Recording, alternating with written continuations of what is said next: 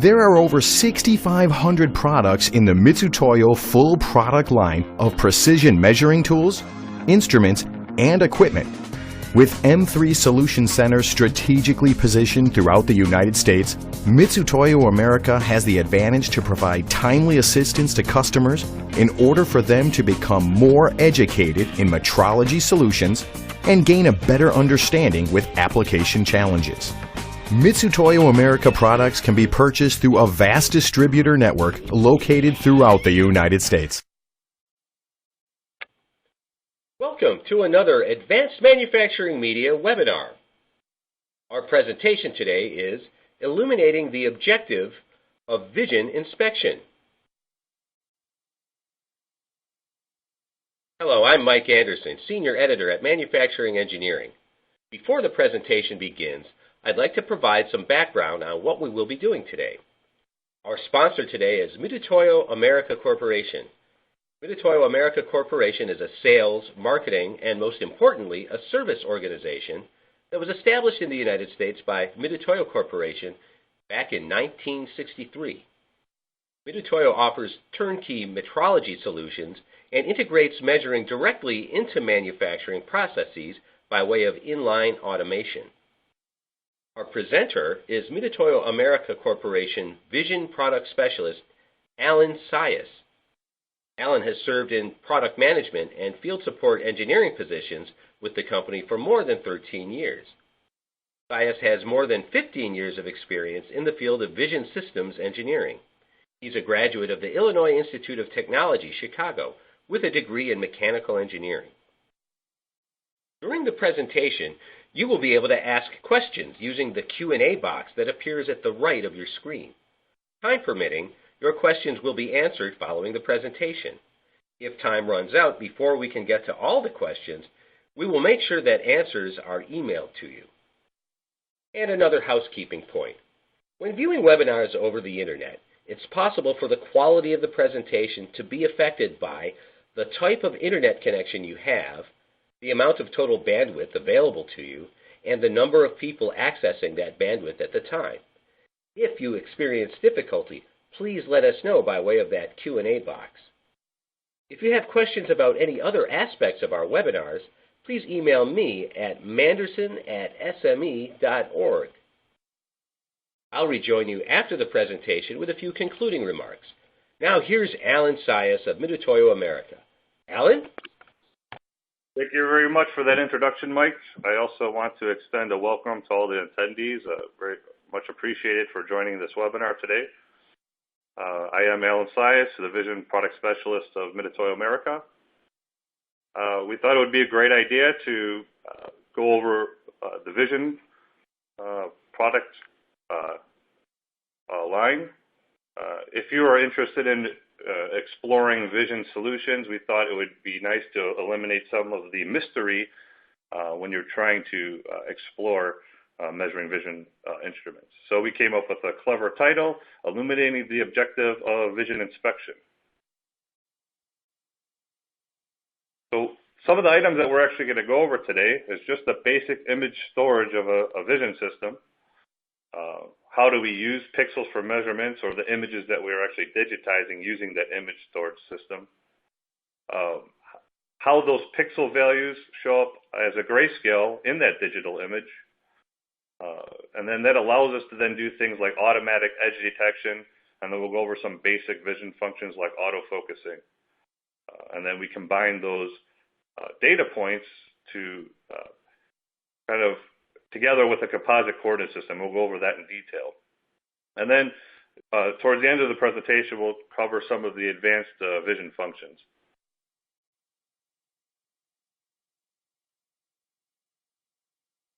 So this will go over what entails a basic vision image storage system. In this case, we're using a black and white CCD camera. This is what we're going to use to obtain the light coming through the system. And then any typical vision system would have some light source, whether it be LED or halogen. There's other things like fluorescence that could be used. But in general, you could have a light source, whether it be external or internal to the system. In this case, we're talking about an internal light source that's actually internal to the system, and we call this coaxial illumination. This will be light that passes through the main objective, and we'll see that here in the next slide. So you have something like an objective lens in the optical path. Here we have a light source, half mirror objective lens, and then some kind of workpiece placed on a stage. As we turn on the illumination source, it'll actually hit the half mirror, pass through the objective lens, hit the workpiece, and then return through the objective lens and pass through the half mirror. And then that image and light passes through the half mirror into the CCD camera. Once that image is actually captured by the CCD camera, it goes into the video signal. We actually amplify that signal, and we actually convert it from an analog signal to a digital signal, and then we actually use a frame grabber to display and actually do all of our processing of this image utilizing the PC. And then an image that we obtain, you'll see something like this. Now, we're using a rectangle here to sort of represent the pixels or the individual values that we're receiving from the CCD camera. And so the display signal will show or illustrate, in this case, a circle. So we just are sort of looking at a workpiece that's round in nature, and this would be the result on the screen. So looking at that, isolating that image of the circle, in this example, we use 640 pixels by 480 pixels. So this is our digitized image, and it's comprised of pixels, or an array of pixels. And if we magnify any area of the pixels, we have something what we see here on the left. You can see some of these squares are empty, or they have some value returned to it from the light that passed through that optical path that we described earlier. So we have some pixels that are gray, a little bit darker. Some might be completely black or completely white.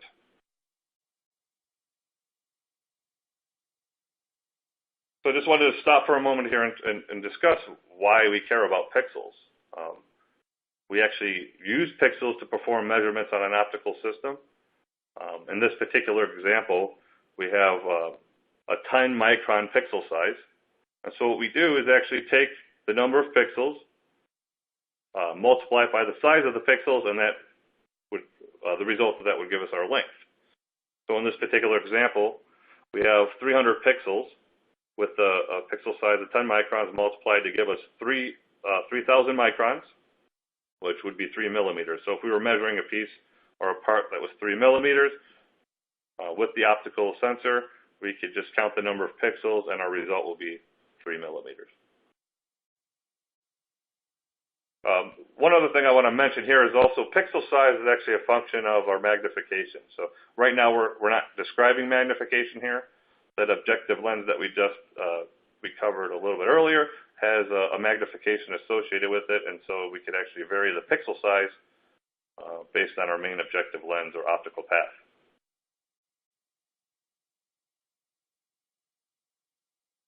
So I wanted to talk a little bit here about the grayscale. Now, we talked about the CCD getting a digital image, and what the digital image gets converted to is pixels of some value.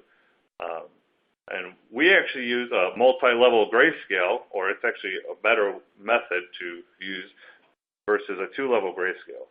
If we look at the left picture here, this is just indicating whether or not the pixel is on or off. It's just going to be black or gray. So it's going to have black or white, sorry.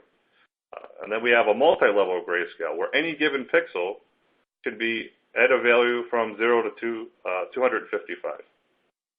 So each pixel that we capture on the CCD will be assigned a numerical value, and depending on what kind of CCD you have, you could have a situation where you have only a two-level grayscale result or a multi-level grayscale result. And so our image quality is much dependent on how many levels of grayscale that we're implementing on our CCD array. So here's an example of just using a two-level grayscale to display an image. Any one of these three images are displayed with a specific threshold value, and you can see as we move up and down in the threshold range, we're only capturing a low-level amount of detail within a given image. So this is kind of representing a part that we might be looking at. There might be machine marks, there might be some detail that we're missing if we're not using a higher segmented grayscale level on the CCD camera. Again, displaying 3 different images. As we change the threshold values, we capture different details, but not all of them. Okay? So this is just all dependent on the selected threshold on a 2-level grayscale CCD. On this slide, we're actually going to describe a little bit more why multi-level grayscale is a little better. On the left, we have, again, just the 0 or 1 pixel value, and you can see on the right image we have much more detail. We could actually see where the mountains are located and that they are mountains, and the trees in the foreground, and it's a little bit more detail that we can make out. And this is very important when you're doing vision measurement.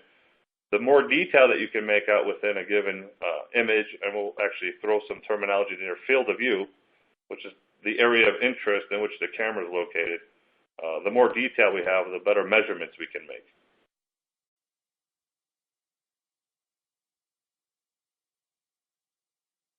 So this is kind of going back to that circle that we displayed earlier in the presentation. If you can imagine, we have a circle here on the left image, and that blue line being the tool. We call these vision tools. And this vision tool is actually scanning individual pixels from the left to the right, and the graph below that is actually indicating what the value of the pixel is. In this case, it's saying the empty space is a value of 255, and you can see when it hits the edge, it actually drops off to some value below that. And so we could actually determine the transition point of the edge. So 1 indicating the scan start position of that tool, 2 indicating where the edge is actually detected, and then 3 being the ending of the scanning position of that particular tool. If we actually looked at the individual pixel values here on the chart on the right, and looking at that middle row, you can see the values are averaging in the 200s, 240 to 200. So we have 243, 244 going across, and then that red area is indicating where the edge transition occurs. And then it sort of drops off into where the material is on the workpiece. Each pixel is assigned a numerical value, and these are the values on the grayscale. But we still have some indication of where the edge transition occurs, but we don't really know if it's at the beginning of this transition or at the end or somewhere in between.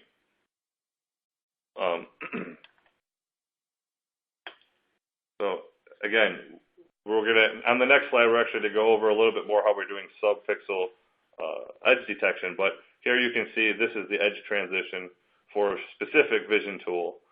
There's also other various tools that can be used. There could be things like circle tools, arc tools, line tools. We're just picking the simplest example here where we're doing a single row of pixels.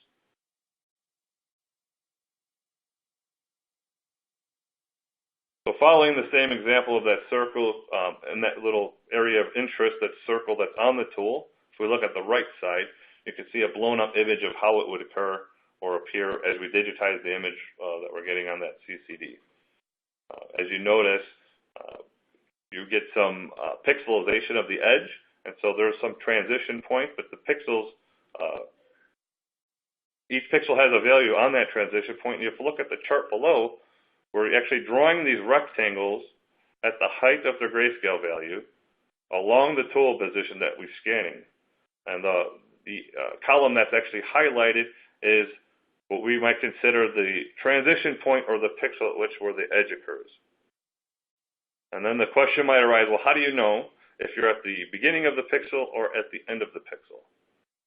In this particular case, without interpolation, we could be off by the entire pixel, in which case, if this was the value of our original example, it would be up to 10 microns error, which in a lot of cases is unacceptable for vision measurement. So how do we perform subpixelization on an automatic edge detection tool using vision? On this left side, we have the same rectangle that we saw previously, and this is without using any kind of subpixel processing. So we actually take the digital signal that we receive from the CCD camera, and fit an analog curve to those rectangles. And so by doing so, we're actually splitting the rectangles into a sub-pixel processing, which again, all this is working the mathematics out on that frame grabber board. So this analog tool, or the analog curve within our tool position, are actually splitting these so we can determine where the edge might occur. So we have a slope here, and we actually measure based on what we call thresholding. And that edge will be detected somewhere in between this analog curve based on the mathematics we apply in our software. And then the next section here just shows the analog curve fit through our linear curve.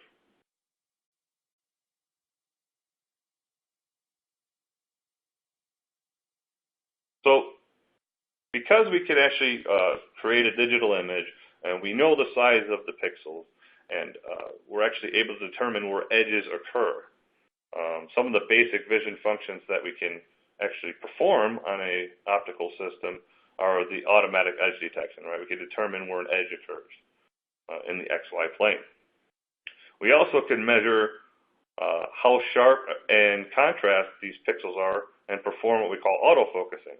So this would be something where the system would be moving in a z-axis, and as the slices that are obtained from the CCD camera, we're analyzing each slice as we're moving up and down. We can determine the focal point very accurately. We could also do some other fancy things like pattern recognition. I can compare an image to another image because my vision probe can actually see what's on the screen and compare pixels to a known image. We could use that maybe for determining alignment, determining position of features, even checking whether or not the feature exists. So we're actually going to play a video here to show you just some of the basics that we talked about. This is actually doing some autofocusing, automatic light adjustment, and then it very quickly measures by a scanning of an arc tool here on a circle, and we're actually combining those data points. This is an arc tool, a line tool, arc tool, line tool. We're very quickly processing results. We can see it graphically.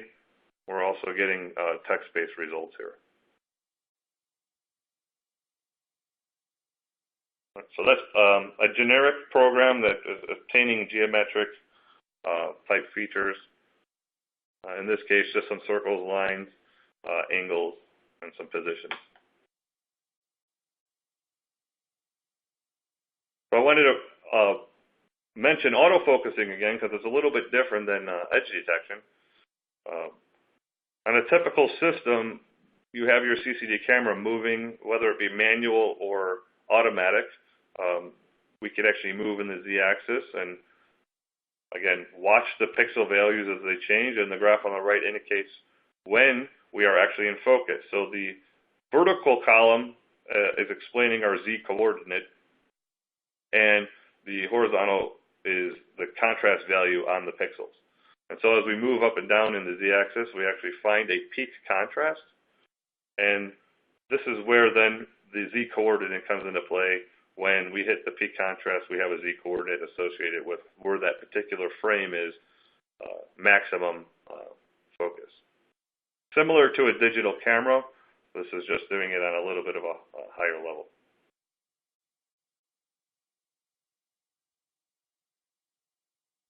Here's another example of how that graph might look. On the left, we have edge contrast, due to an autofocus edge. And as we went more and more extreme autofocus, this chart on the bottom would eventually be flatlined. This is just revealing we have a low signal, indicating low sharpness, low contrast, and we know that we're out of focus. On the right here, you have edge contrast, and we can see with our eyes that it's in focus, and the contrast chart as well is also peaked out. So when this, again, peaks out, we know what the Z height or Z location of that particular frame is.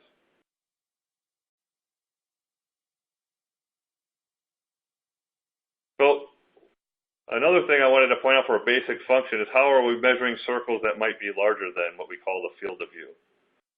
So each of these locations where the blue arrow is surrounded by a rectangle on the left-hand side. And I just label these as 0.1, 0.2, and 0.3. The arrows are the larger arrows going around the circle are indicating the machine motion. And so if we look at this carefully, we're actually measuring a point in field of view 1, measuring a point in field of view 2, and measuring a point in field of view 3. And even though that features might be larger than the camera's capability, we can actually combine these data points to form geometric elements, whether they be points, lines, circles, angles, and things like that. So just to elaborate on that a little bit more, then we start getting into our composite coordinate system. Following along the same example, we have machine motion measuring 3 points in 3 different field of views. And so what we call this is actually what we call a vision coordinate system. Each one of those field of views will have a coordinate system associated with it. When we're trying to measure a point on a particular edge, we can assign coordinates, what we call Vx or Vy, where that lies within that video coordinate system. So the crosshair at the center of the video coordinate system would be 0, 0, and we would have some value offset from the center of the crosshair.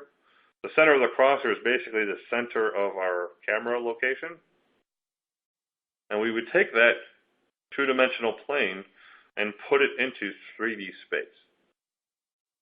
So I'm just going to repeat that. The left image is a video coordinate system, which is, again, our camera, which is a two-dimensional sensor. And we're going to take that plane and put it into our machine coordinates. And so the result of that is we have a combination of video coordinates and machine coordinates.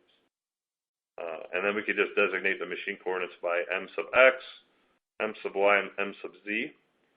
And so the measurements that we actually obtain within space, the vision coordinate system in combination with the machine coordinate system create the real location of the point. And just to restate that in a formula format, to get the x coordinate, you would add in the machine sub x plus the vision sub x to result in your x coordinate. And same thing for y. And z is a little bit different because we have a two-dimensional plane residing in a three-dimensional space. And so we only care about where the machine z is when we make that measurement.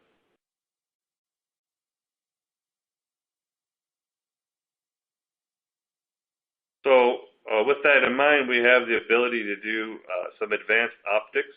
And this is just going to illustrate what we call points from focus. We're just going to set a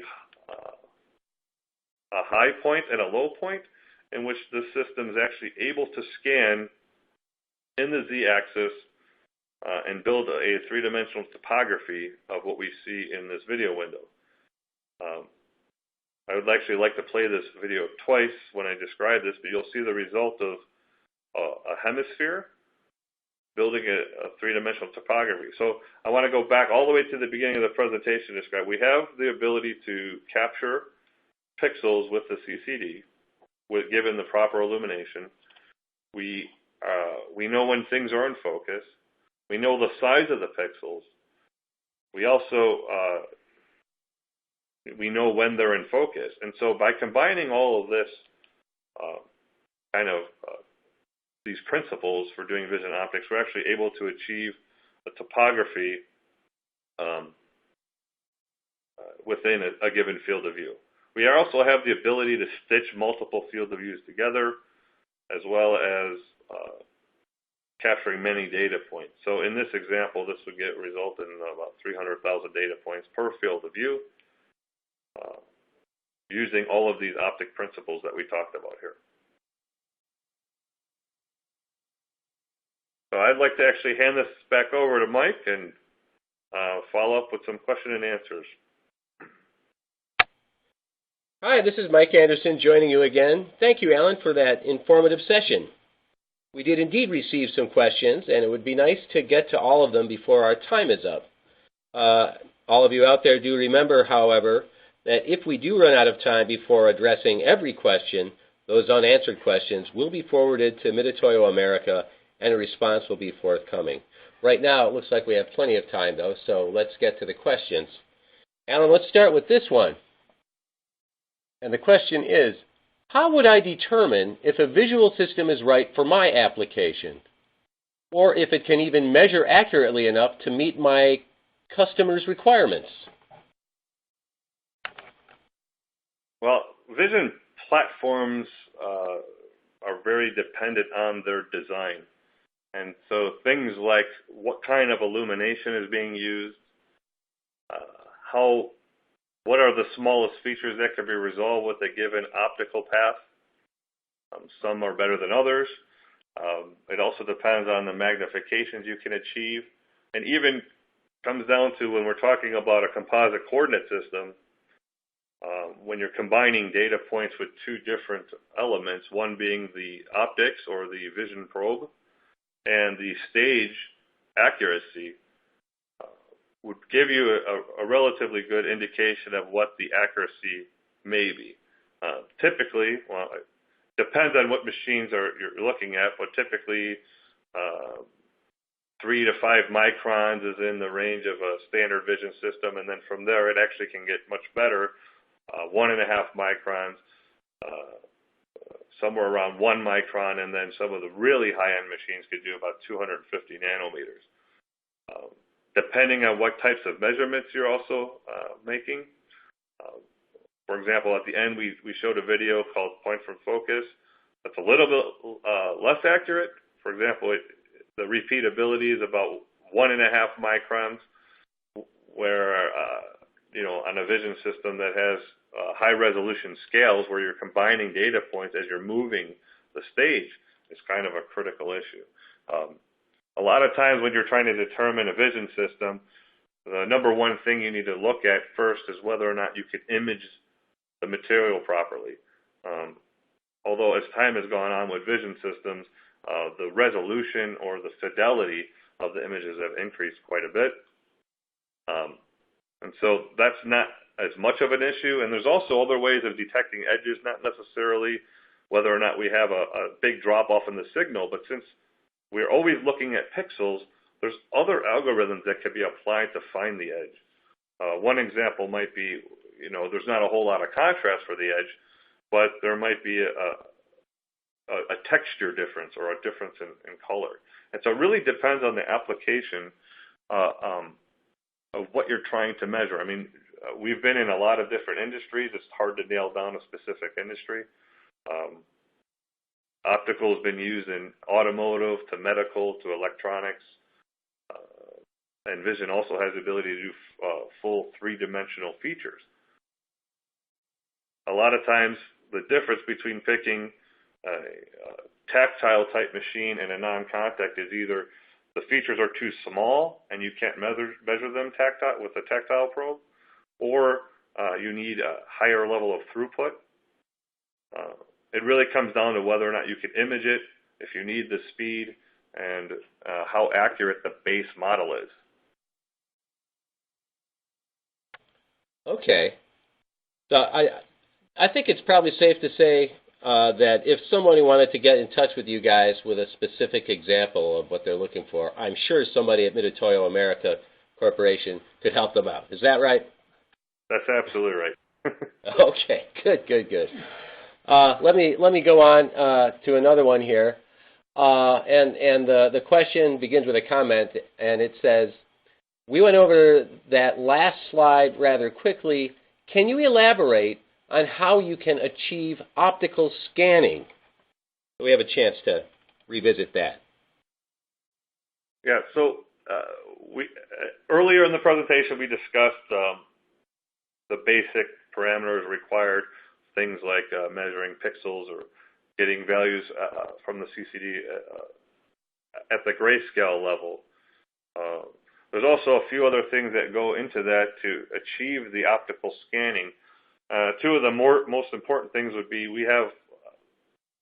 the way we actually achieve it is by calibrating or compensating for the astigmatism in any given objective. We could actually map out the aberrations, or they have geometric aberrations that are associated with any given lens. Each one's a little different. And so that lens needs to be mapped out, and so that we can do what we call points from focus accurately. And the second thing is when you're measuring anything with a texture, if you rotate that texture beneath the camera, you're not changing anything you're measuring. You're just rotating that image. You actually get a sign error. The Z height changes slightly. And part of compensating for that is key to being able to do optical scanning. As well as we leave out some data points around the border, what we call a margin of error. And basically that's a little bit more than we've talked about here. Two more parameters that need to be achieved. And also the base model, again, is important. If the base model can achieve high accuracy Z scanning, that also will help you achieve optical scanning. Great. Okay, here's another one. This is a very good question. Now that you've measured all of those features, what can you do with the results? Okay, so after you optically scan something, you achieve a topography or a three-dimensional model of the results, maybe resulting in 300,000 data points per field of view. You could actually take that point cloud and do some kind of analysis on it, whether it be a wear analysis from one point cloud to another. You could actually do a volume analysis. You could even break down the three-dimensional topography into two-dimensional slices. So if you had the three-dimensional topography, you could actually run a line down the middle of it, essentially cutting in half or sectioning it, and then looking at it on its side. For example, that ball grid array or that hemisphere that we looked at, we can measure the radius at the top, the height of the ball grid, and maybe the diameter. Okay. We might be going over some of the same territory because the next question is, you showed a vision system measuring a diameter. Can you give other examples of what can be measured? So I did briefly mention we had an example of a circle. You can do lines, points, and even extend that out further to three-dimensional shapes like cones, planes.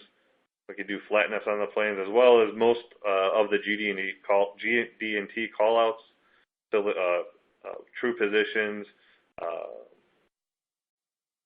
concentricity, perpendicularity, parallelism. And we are talking about vision measurement here, but you also have the ability to put what we call multi-sensor together. You could do scanning lasers or touch probes to achieve another level of measurement on top of the vision platform. A plethora of options. Yes, that's right. Okay. Here's another one. What are the important considerations when purchasing a vision system? So when you're actually purchasing a vision system, back to our first example, talking about the optical path, again, it's important to consider the light sources. Some machines have limited light sources. Some have a lot of options. One being coaxial or stage light. Things like that are actually important. And again, whether or not the optics can support high resolution. If you're looking at something that's on the order of 10 microns as a feature size, the system has to be able to achieve that kind of level of magnification to get down to that resolution. One of the limiting factors might be the objective lens itself and how well it's able to transmit the light that we talked about in this webinar.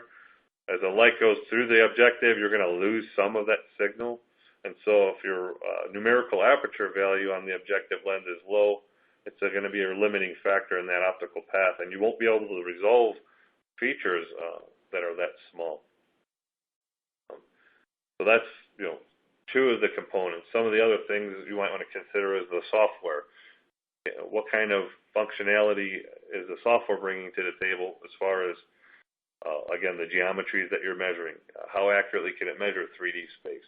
And then what are we doing with that data afterwards? If you have 7 million data points that you've collected through something like points from focus, or even doing a scan with normal edge detection. You have to be able to process that amount of data. And so that's going to be also key is, how are you going to be able to process that magnitude of data easily? Some systems will actually slow down and chug, and you can't really get anywhere with that data set. Okay.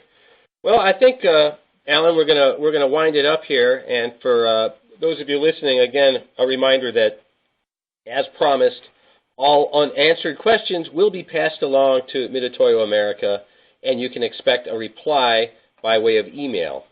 Also, keep in mind that this entire webinar will be available for replay by 4 p.m. Eastern Time, and you can access it by using the same sign-in link you used earlier. Now, beyond our webinar series, SME and Advanced Manufacturing Media have a host of ways to keep in touch with the latest developments in manufacturing. For instance, the September 2005 issue of Manufacturing Engineering included a feature article on measurement and inspection called Metrology Gets Connected, which you can find on our website. Also, the upcoming February 2016 issue of Manufacturing Engineering will have a feature article on metrology for medical. And of course, Advanced Manufacturing Media continually delivers the latest measurement, metrology, and quality news at our website, which is www.advancedmanufacturing.org. Thank you all for joining us today. We hope you found the presentation informative.